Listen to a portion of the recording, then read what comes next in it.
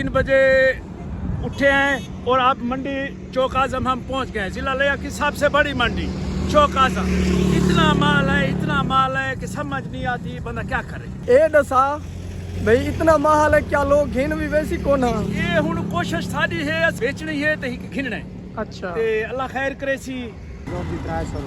ये जायज है कोई नजायज तो नहीं मैं करने खड़े इतनी वजह तू गॉड भाईजान रश जड़ा है ना रश बहुत ज्यादा है पिया। देखो माल ही माल वेंदा पे सामने खड़े हैं असा ना डाल दी इंतजार नासिर भाई ये मैं को दसो कि अगे भी इमे रश होंदे या आज को खसूसी रश है? आज खसूसी रात में इला सारी। अच्छा ठेका कहंदे भाईजान राणा स्वेल साहब ठीक है भाई। मंडी ते बहुत ज्यादा रश लगा हुआ है रिक्शे रुके खड़े। हेलो हाँ जी अस्सलाम वालेकुम welcome to my YouTube channel Malik Arif Layyah. देखते पाओ तो कितना पहुंच गया चौक आजम ते पहुंच गया तो जुलते हैं पूछते हैं माहौल का रेट क्या है। अस्सलाम वालेकुम। वालेकुम सलाम जनाब क्या हाल है? ठीक अल्लाह का शुक्र है। अच्छा माहौल का रेट क्या है? माल मंदा है यार घट रेट लेने चंगी चीज है। गुट्टा दूसरी लगता रही इतना दे ही 80 70 90 तक। हेलो 70 डेवनी कितना है? जितना दिया तो यार वजन तो देख वजन तेरे सामने खड़ा है। अखीर कितने दे डेवनी? फिर 60 दी पाओ 260 दे हिक्का फाइनल कर फाइनल तक वाकी खड़ा ई बच्चे दा कितना मंगदा खना? ये बच्चे का मंगदा खड़ा डू भी जी हां यार ज्यादा रेट नहीं मंगदा खड़ा। नहीं ज्यादा नहीं। अच्छा अस्सलाम वालेकुम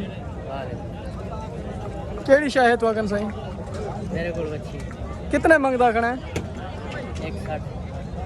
160 व्यापारियों का रजूम क्या है? ईद का सीजन किवें वेंदा पे? सीजन खराब है व्यापारी का। अच्छा कुछ कहानी मेरा बाप सीजन क्या लगना है बच्चे भी वजन खाना सीजन।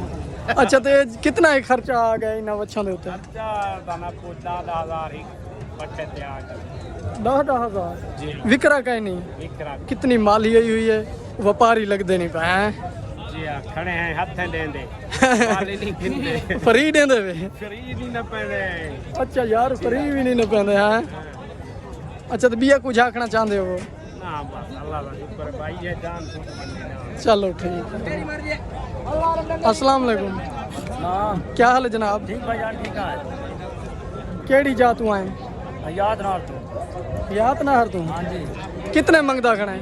मेरा 340 340 हां जी कितना वजन है बच्चे का?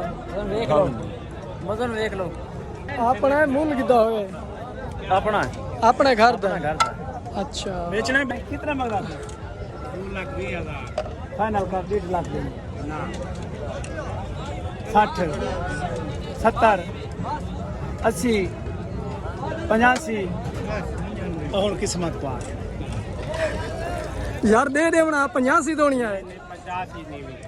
यार 2 लाख तो घाट को नहीं 2 लाख तू घट को नहीं यार। कितने वजन का बच्चा? 3 मान का बच्चा 4 मान का बच्चा है। यार इतने तो आपको पैसे लगते हैं वाला तो तुसा जिद की थी खड़े वे क्या इन्ना ते खर्चा इतना है? हाँ खर्चा पाऊँ यार हूँ आवन वंजन का जरा खा पट्ठा खाता ने वो अलैदा डाला देता से वो अलैदा आज पूरी जिंदगी का जिंदगी केड़ी शे पूरे नहीं थे?